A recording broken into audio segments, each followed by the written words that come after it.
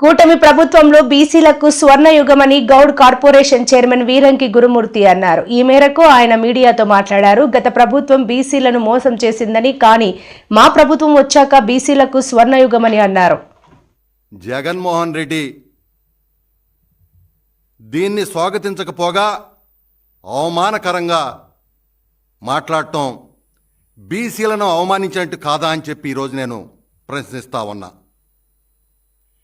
ఏదైతే 2047 vision document ఉందో దానిలో బీసీలు ఆర్థికంగా, రాజకీయంగా, విద్యాపరంగా, సామాజికంగా అన్ని రంగాల్లో కూడా ముందుండే విధంగా ఈ డాక్యుమెంట్ని తయారు చేయటం జరిగింది. బీసీల యొక్క జీవన ప్రమాణాలు మెరుగుపడే ఏదైతే ఈ డాక్యుమెంట్ ఉందో అది జగన్మోహన్ రెడ్డికి ఇష్టం లేదు. ఎందుకంటే జగన్మోహన్ రెడ్డి పెత్తందారి పోకడలు ఇంకా పోలా. ఏదైతే పూర్ టు రీచ్ వంటి విధానాలు ఉన్నాయో జగన్మోహన్ రెడ్డి మీరు అనుకూలమా వ్యతిరేకమా స్పష్టంగా చెప్పాల్సిన బాధ్యత ఇవాళ మీ మీద ఉందని చెప్పి నేను ఈ సందర్భంగా మరి తెలియజేస్తా ఉన్నాను. ఈ యొక్క ఏదైతే విజన్ డాక్యుమెంట్ ఉందో బీసీల రక్షణ చట్టం గురించి కూడా ఇందులో పొందుపరచడం జరిగింది. భవిష్యత్తులో బీసీలకు ఇది ఒక వజ్రాయుధంగా ఉపయోగపడాలా.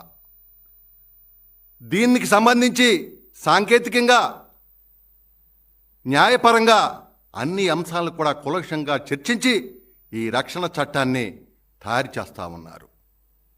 దీన్ని ముందుకు తీసుకెళ్లాలని నారా చంద్రబాబు నాయుడు గారు పరితపిస్తా ఉన్నాడు. అంతేకాదు బీసీ ఫెడరేషన్లు కావచ్చు, బీసీ సంఘాలు కావచ్చు, బీసీ సమాజం కావచ్చు, బలోపేతం కోసం రోడ్ మ్యాప్ కూడా తయారు చేయటం జరిగిందని చెప్పి నేను తెలియజేస్తా ఉన్నా.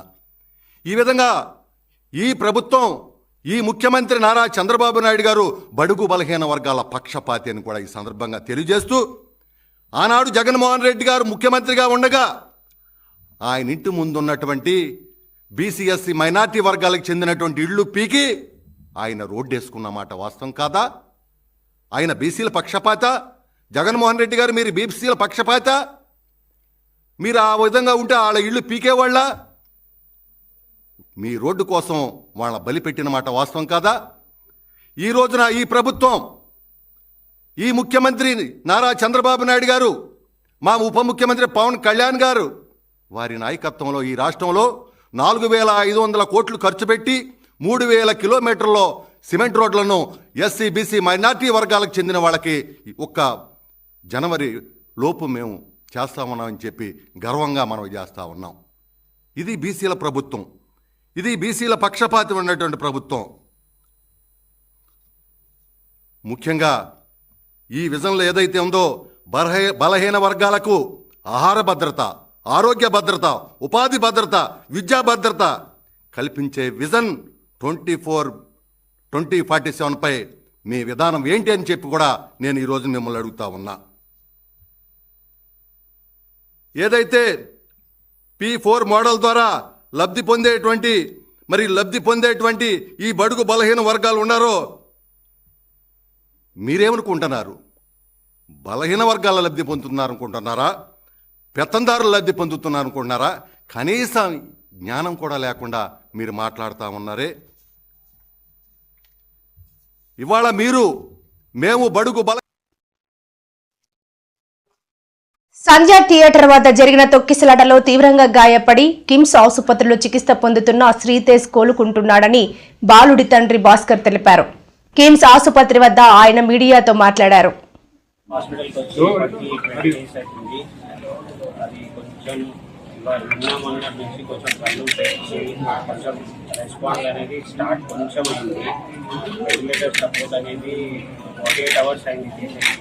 సెల్ఫ్ ఆక్సిజన్తోనే కంటిన్యూ అవుతున్నాను.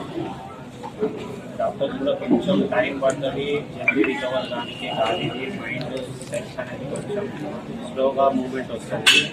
అది ఎన్ని రోజు అనేది కన్ఫామ్గా చెప్పలేము, 1 month అనేది చెప్పలేము. అది బాడీలోంచి సెల్ఫ్ వస్తేనే రికవర్ అయ్యే ఛాన్స్ అప్పుడైతే కాన్షియస్ లేదు. కాళ్ళు ఒక 4-5 days నుంచి బాడీ రెస్పాండ్ చేస్తున్నాడు. ఇంజక్షన్ ఇక్కడ నొప్పైనట్టు స్పర్శ చూపిస్తున్నాడు. 2 days నుంచి కూడా ఐస్ ఓపెన్ చేసి సైడ్ అక్కడిక్కడ చూస్తున్నట్టు అని గుర్తుపడ్డాడు.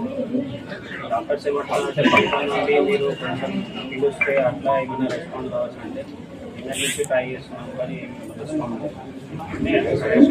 సపరేట్గా దాంట్లోనే వెంటిలేటర్ సపోర్ట్ అయితే తీసేస్తుంది. ఆర్థిక సాయం అంటే అదే మిలిటరీ మూవీస్ రవి సార్ నిన్న 50 lakhs అది ఇచ్చారు. గవర్నమెంట్ నుంచి కోమటిరెడ్డి వెంకటరెడ్డి సార్ 25 lakhs చెప్పించారు. వాళ్ళది అల్లు అర్జున్ సైడ్ నుంచి అయితే ఒక 10 lakhs వీడియో వచ్చింది ఫస్ట్ నుంచి కూడా చెప్తున్నాను. 10 lakhs వీడియో ఇచ్చారు. మేము ఏదైతే బాబుది రిక్వైర్ ఏముందో అల్లు అర్జున్ సార్ సపోర్ట్ కావాలని మీ అందరికీ రిక్వెస్ట్ చేస్తున్నాను. సెకండ్ డే నుంచి నాకు వాళ్ళది ఏంటంటే రెస్పాండ్ ఉంది. మేనేజర్స్ వాళ్ళందరూ పని చేస్తారు. ఇంతకుముందు చెప్పాను కదా, వాళ్ళందరూ సపోర్ట్ నాకు సెకండ్ డే నుంచి వచ్చింది. మా తరఫు నుంచి సార్ అరెస్ట్ అవుతున్నారని అనుభూతితోనే నేను కేసు రిటర్న్ తీసుకుంటాను. అట్లా ఎవరు ఫోర్స్ చేయలేదు, ఇది చేయలేదు. ఎందుకంటే నాకు సపోర్ట్ అనేది ఉండాలి. బాబు ఎప్పుడు క్యూర్ అవుతారు అనేది తెలియదు. సెకండ్ డే నుంచి సపోర్ట్ ఇచ్చారని ఆ సానుభూతితోనే నేను రిటర్న్ తీసుకుంటామని చెప్పాను. లేదు అట్లేం లేదు. అది కేసు అనేది అరెస్ట్ అయిన తర్వాత గవర్నమెంట్ నుంచి అదంతా కంటిన్యూ అయింది సార్. అదే రోజు ఏదైతే రోజు జైలుకి వెళ్తున్నారా అన్నారో అదే రోజు 4 o'clock రిటర్న్ తీసుకుంటాను. మూమెంట్లో కొంచెం ముందుకు వెళ్ళిపోయి లోపలికి వెళ్ళిపోయారు మా వైఫ్. నేను సైడ్కి ఉండి కాల్ చేస్తే నేను లోపలనే ఉన్నాను, మీరు లోపలికి వచ్చేయండి అన్నారు. అదే ఇక తర్వాత లోపలికి వెళ్ళినాక నేను సర్చ్ చేసిన ఎక్కడ దొరకకపోతే మా పాపను డ్రాప్ చేసి వచ్చేవాళ్ళు. అక్కడ ఈ ఇన్సిడెంట్ అయిందని పోలీసు వాళ్ళు చూపిస్తే నాకు తెలిసింది. లోపల ఏమైందో మీరెంత వీడియో చూసారో నేనంతే వీడియో చూసాను సార్. లోపల ఏమైంది అనేది నాకు కూడా క్లారిటీ వాళ్ళు అనౌన్స్ చేస్తాను. నర్సీపట్నం ఏరియా ఆసుపత్రిలో గర్భిణీ మృతిపై state is health joint secretary Ramesh Kishore మాట్లాడారు. దేవి రెగ్యులర్ చెకప్ కు వచ్చినప్పుడు గైనకాలజిస్ట్ చేతన కాలు కడుపు పొంగడంతో ఆసుపత్రిలో చేరాలని రెఫర్ చేశానని అన్నారు. ఉమ్ము నీరు పోయి పేషెంట్ కు ఫిట్స్ వచ్చిందని 10 నిమిషాల్లో ప్రాణం పోయిందని సిబ్బంది తెలిపినట్లు తెలిపారు. దాని మీద పర్యవేక్షణ చాలా పకడ్బందీగా స్ట్రిక్ట్ మానిటరింగ్ చేయడం జరుగుతుంది. అయితే ఈ పర్టికులర్ కేసు విషయంలో మధ్యాహ్నం 12:30కి వచ్చింది. 2వ డెలివరీ దట్టు ఇంతకుముందు ఆపరేషన్ అవ్వలేదు కాబట్టి ట్రయల్ ఇద్దామని పేషెంట్ వచ్చినప్పుడు ఓపీలో రెగ్యులర్ ఓపీకి వచ్చారట. ఆవిడ చూసినప్పుడు గైనకాలజిస్ట్ గారు చేతన అనే డాక్టర్ గారు పరీక్ష చేసి కాళ్ళు వాపు ఉంది, కొద్దిగా పొట్ట దగ్గర కొద్దిగా వాపు ఉంది అని చెప్పేసి ఎందుకైనా మంచిదని పేషెంట్ అడగకపోయినా అడ్మిట్ చేశారు. యాక్చువల్గా ఈడీడీ అంటే ఎక్స్పెక్టెడ్ డేట్ ఆఫ్ డెలివరీ వచ్చి 25/12 ఉంది నుంచి జనవరి 1-2 తారీఖుల మధ్యలో 1 week ప్లస్ ఆర్ మైనస్ అని ఉంటుంది కాబట్టి జాయిన్ చేసుకోవడం జరిగింది. అయితే పేషెంట్ కండిషన్ స్టేబుల్గా ఉంది. ఆమె నైట్ 12 గంటల వరకు కూడా బయట చక్కగా వాళ్ళ అత్తగారు పేషెంట్ ఇద్దరు బయట కూర్చుంటే వీళ్ళే బలవంతంగా అమ్మ బయట తిరగకండి అని చెప్పి లోపల చలిగాలికి ఎందుకని చెప్పి తీసుకొచ్చి మార్చారు. యాక్చువల్గా లేబర్ రూమ్లో ఉన్నటువంటి ట్రయేజ్ రూమ్ అని ఉంది. అక్కడ మానిటర్స్ అన్నీ ఉంటాయి, మానిటర్స్ అన్నీ అందుబాటులో ఉన్నాయి, అక్కడే ఉంచారు. అయితే వీళ్ళు మాట్లాడితే పేషెంట్ బయటికి వెళ్ళిపోవడం వల్ల అక్కడ ఇబ్బందికరంగా ఉంటుందని చెప్పి వాళ్ళు యాంటీనేటల్ వార్డు దాని పక్కనే ఉన్నటువంటి దానికి ఆనుకొని ఉంది యాంటీనేటల్ వార్డు.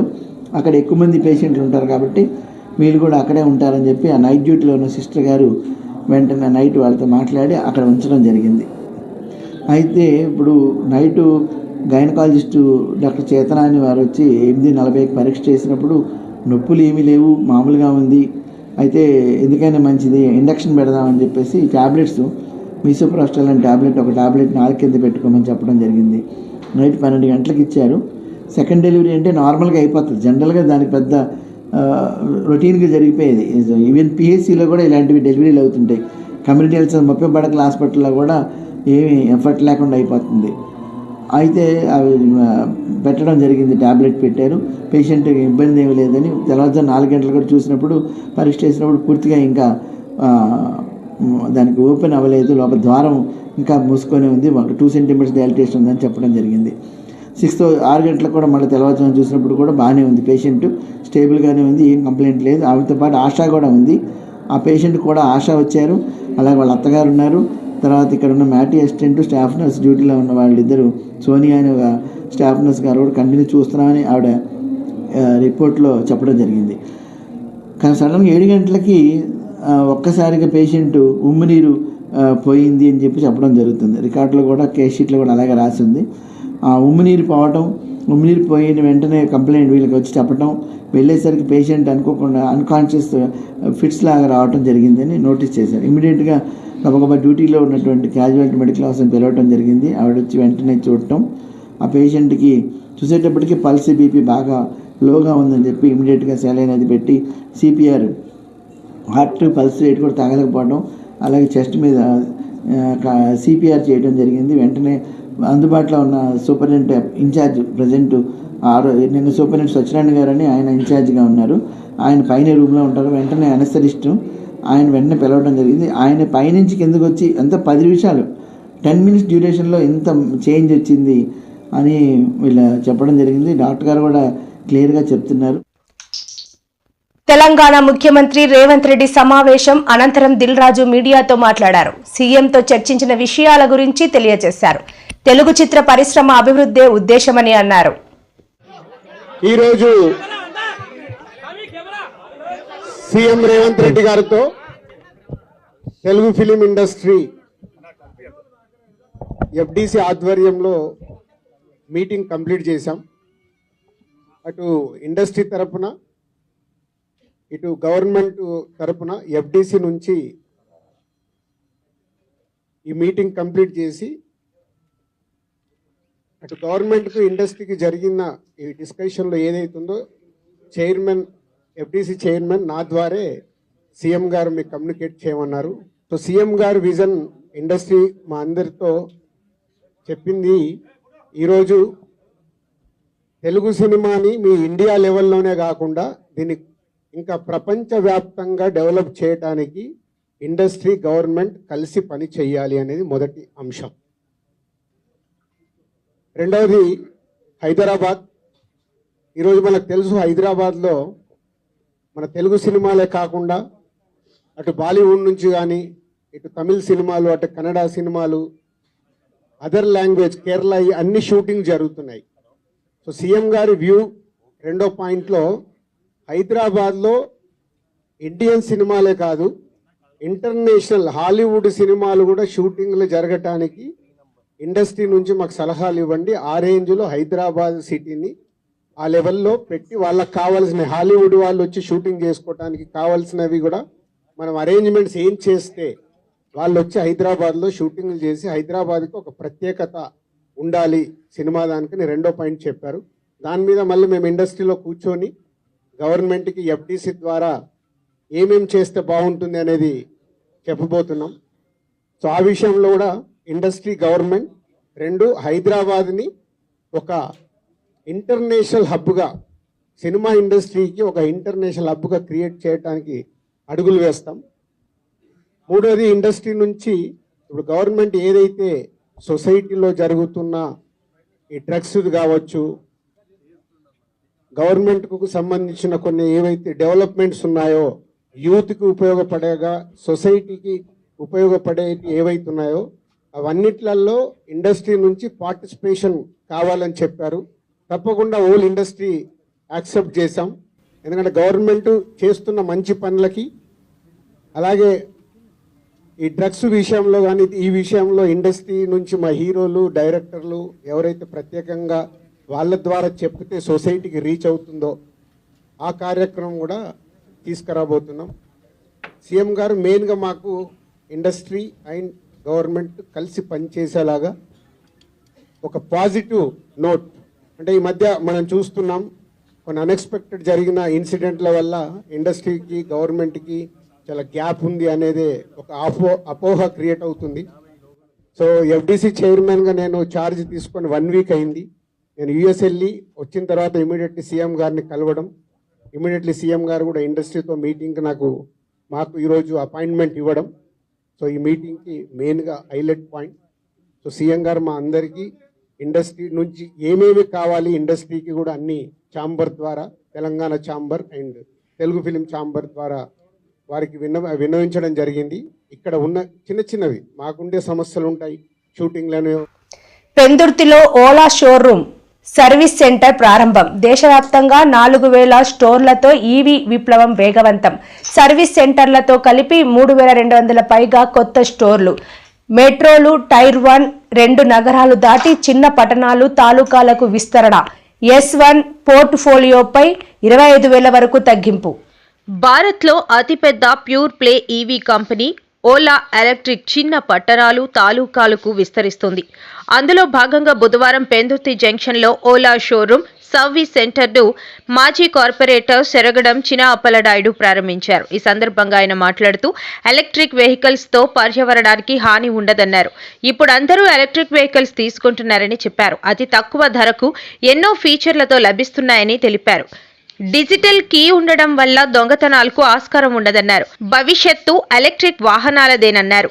ఈ సందర్భంగా ఓలా కోస్టల్ సిటీ లీడ్ వాన లోకేశ్వరరావు మాట్లాడుతూ ఓలా నెట్వర్క్ దేశవ్యాప్తంగా 4000 స్టోర్లకు విస్తరించినట్లు తెలిపారు.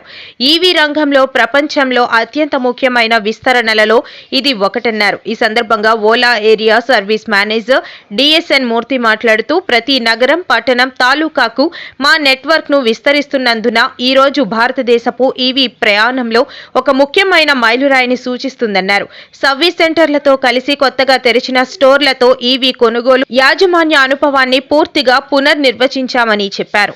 ఇది ఓలా ఎలక్ట్రిక్ ను దేశంలో ఆటోమోటివ్ ఎక్స్పీరియన్స్ సెంటర్ల అతిపెద్ద కంపెనీ యాజమాన్యంలోని నెట్వర్క్ చేస్తుంది. నా పేరు లోకేశ్వరరావు. నేను మన coastal area AP coastal area city లీడ్ను. సో ప్రజెంట్ యాక్చువల్గా మనకి ఓలా టోటల్గా ఈరోజు డిసెంబర్ 25వ తారీఖున ఆల్ ఓవర్ ఇండియా సెంట్రలైజ్డ్గా మనకి టోటల్ 4000 స్టోర్స్ అనేది గ్రాండ్గా ఓపెన్ చేస్తున్నాం. సో ఇది మోస్ట్ సక్సెస్ఫుల్ థింగ్ అనమాట ఓలాలో. అండ్ ఎటువంటి అంటే ఈవెన్ ఏ కాంపిటేటర్ స్టోర్ కానీ ఎటువంటివి కూడా ఏది కూడా ఏంటంటే 2500 కంటే ఎక్కువ ఉన్నవి ఏవీ లేవు. ఈవెన్ దో సమ్ స్టోర్స్ ఉన్నాయి, సెంట్రలైజ్డ్ కార్పొరేట్ స్టోర్స్ ఏవి కూడా లేవు. బట్ వాళ్ళ ఫస్ట్ టైం ఇండియాలో 4000 స్టోర్స్ అనేది ఓపెన్ చేసింది. అండ్ ఇది కూడా ఏంటంటే కస్టమర్స్ ప్రతి మండలంలో కానీ ప్రతి తాలూకులో కానీ ఎక్కడ కూడా ఇబ్బంది పడకూడదు, రేపు పొద్దున్న సర్వీస్ పరంగా గట్టా ఎక్కడ ఇబ్బంది పడకూడదనే ఉద్దేశంతో ప్రతి మండలం కూడా స్టోర్ ఓపెన్ చేశారు. అండ్ మనకి వాళ్ళలో మెయిన్ థింగ్ ఏంటంటే ఇక్కడ ప్రెజెంట్ ఉన్న సిచ్యువేషన్లో 6 ప్రొడక్ట్స్ ఉన్నాయి. అంటే ఒక మధ్య తరగతి నుంచి కూడా మనకి టాప్ రేంజ్ వరకు లైక్ S1 Pro అనేది టాప్ రేంజ్ వరకు కూడా అన్ని రకాల అంటే అన్ని ప్రైస్ వ్యత్యాసాల్లో కూడా మనకి అవైలబుల్గా ఉందన్నమాట ఇది. సో దీన్ని కస్టమర్లు అందరూ కూడా కొద్దిగా సక్సెస్ఫుల్గా ముందుకు తీసుకెళ్తారని కోరుకుంటూ సెలవు తీసుకుంటున్నాం. 2 వీలర్స్ షోరూమ్ ఓపెన్ చేసినందుకు చాలా సంతోషంగా ఉంది. పెందుర్తి పరిసర ప్రాంతాల్లో ఉన్నటువంటి మధ్యతరగతి కుటుంబీకులు అందరూ కూడా ఈ ఓలా బైకులు వాడుకొని ప్రతి నెల కూడా ఇంచుమించుగా ఒక 4-5 వేల రూపాయలు ఈ పెట్రోల్లో ఆదా చేసుకొని ఈ డబ్బుతో ప్రతి నెల మనకి ఇన్స్టాల్మెంట్ మీద వెహికల్ తీసుకుని ఈ డబ్బులు దానికి అడ్జస్ట్ అయ్యే విధంగా ఇది ప్లాన్ చేసినటువంటి కంపెనీ. ముఖ్యంగా ఇది 75,000 నుంచి స్టార్ట్ అయ్యే వెహికల్ ప్రతి సామాన్యులు కూడా బండుకునేటటువంటి విధంగా ఇవాళ 2 వీలర్ చూస్తుంటే. సీఎం రేవంత్ తో సినీ ప్రముఖుల భేటీ నేపథ్యంలో సిపిఐ నేత నారాయణ తీవ్ర వ్యాఖ్యలు చేశారు. టికెట్లు ధరలు పెంచితే బ్లాక్ మార్కెట్ ని ప్రోత్సహించినట్లు అవుతుందని అన్నారు. డైరెక్టర్ కోసం హీరోయిన్ రష్మిక ఫీలింగ్స్ సాంగ్ చేసిందని చెప్పినట్లు గుర్తు చేశారు. ప్రయోజనాత్మకంగా సినిమాలు తీస్తే జనం ఆలోచిస్తారు. కొన్ని ఒక్కోసారి మంచి సందేశం ఇచ్చే సినిమాలు సరిగా ఆడకపోవచ్చు. అయితే దానికి నష్టాలు వస్తున్నాయి. అందుకే ఎక్కువ మంది అవి చేయడం లేదు. కొంతమంది ఎక్కువ ఖర్చు పెడుతున్నారు. 500 కోట్లు 1000 కోట్లు 200 కోట్లు ఖర్చు పెట్టి భారీగా చిత్రీకరించి దాన్ని రిలీజ్ చేసినప్పుడు ప్రజల చేత భారతదేశ పద్ధతిలో ఎక్కువ డబ్బులు వసూలు ప్రయత్నిస్తున్నారు. బ్లాక్ టికెట్లు అమ్ముకొని ప్రయత్నిస్తారు, ఎక్కువ టికెట్ అవ్వాలని ప్రయత్నిస్తారు. ప్రభుత్వంతో ప్రోత్సాహం పొంది కూడా ప్రభుత్వం తరపునే టికెట్ ప్రైస్ పెంచుకోవడానికి ఉపయోగపడేటువంటి పద్ధతులు చేస్తా ఉన్నారు. ఇది ఒకవైపునేమో 1000 కోట్ల రూపాయలు ఖర్చు పెట్టారంటున్నారు, ఇంకొక 2000 కోట్ల రూపాయలు మాకు లాభం వచ్చాయంటున్నారు. అటువంటిప్పుడు ప్రభుత్వం ఎందుకు ప్రోత్సహించాలా, ఎందుకు టికెట్ ఫెస్టివల్ ఏర్పాటు చేయించాలా? ఇది ఒకటి. రెండవది, ఒక సందేశాత్మకమైనటువంటి సినిమాలు తీస్తే దగ్గర కోపడరు, కానీ క్రైమ్, అశ్లీలత ఇది ప్రోత్సహిస్తా ఉన్నారు. అందుకని డబ్బులు రావాలి కాబట్టి. సరే, అది కళాం తల్లి తటన పడుకోండి, కానీ ఒక వికృత రూపంలో ఉన్నటువంటి ఒక అశ్లీల పద్ధతిలో ఉన్నటువంటి ఒక క్రైమ్, నేరపూరితమైనటువంటి ఈ సంఘటన తీసుకొని పెద్ద సినిమాలు తీస్తా ఉంటే దాన్ని ప్రోత్సహించాల్సిన అవసరం ఎందుకు వచ్చింది? అదే సినిమా తీస్తున్నారు, రోడ్ షోలు చేసుకొని సినిమా హాల్కి వెళ్ళి పదవి రావడం వేరు. అది జనం వెంటబడుతున్నారు, సహజం. జనం వెంటబడే సహజం, జనం తప్పడానికి వెళ్ళ. అలాగా ఒక సందర్భం వచ్చినప్పుడు కళాకారులు ఏ విధంగా ఉండాలి, దాన్ని ప్రోత్సహించే పరిశ్రమ ఎట్లా ఉండాలి, దాని ప్రజలకు సందేశాత్మకంగా లేదా అది చూడాలి. ఎట్లా ప్రభుత్వాలు కూడా ఒక చీప్ పాపులారిటీకి పోయి ఏదో పాపులర్ సినిమాని ప్రోత్సహిస్తే వాళ్ళకి ఓట్లు ఎక్కువ వస్తాయని చెప్పి వాళ్ళకి రేట్లు పెంచడానికి ఏర్పాటు చేస్తారు. రేట్లు పెంచడం మీరు ఏర్పాటు చేస్తే ఎవరు చేస్తారు? జనంతో కొనుక్కుంటున్నారు. 100 రూపాయల టికెట్ 1000 రూపాయలు 20 రూపాయలు పెట్టి మీరే ప్రోత్సహిస్తారక జనం దోపిడీ. ప్రజలు దోపిడీ చేసి వాళ్ళ లాభాలు సంపాదించుకోవచ్చు, ప్రభుత్వం దాన్ని ప్రోత్సహించవచ్చు. వాళ్ళు సినిమా యాక్టర్లు కానీ, ప్రొడ్యూసర్లు కానీ, నిర్మాతలు కానీ 100,000 కోట్ల రూపాయలు డబ్బులు సంపాదించుకోవచ్చు. ఇది మనకి కనిపిస్తా ఉన్నట్టు దగ్గర సత్యం. ఆ నేపథ్యంలో పుష్ప సినిమాను మనం చూడాలి. పుష్ప సినిమా ఏంటి? అది క్రైమ్ సినిమా బాగా చూస్తారన్నమాట, వాస్తవే. కానీ పేరు మోసిన ఎర్ర జనం స్మగ్లింగ్ ఒక అంశాన్ని ఇతివృత్తాన్ని తీసుకొని దాన్ని ఒక హీరోజన్ సృష్టించి దాన్ని యూత్ కి అట్రాక్ట్ చేయించి చివరికి అశ్లీల పూర్తితో కూడినటువంటి సినిమాలు. చివరికి రష్మిక చెప్పింది బాధపడుతూ, నాకు ఇష్టం లేదు ఫీలింగ్ డాన్స్ వేయడానికి, కానీ తప్పనిసరిగా నిర్మాత ప్రోత్సహించడం వల్ల చేయాల్సి వచ్చింది.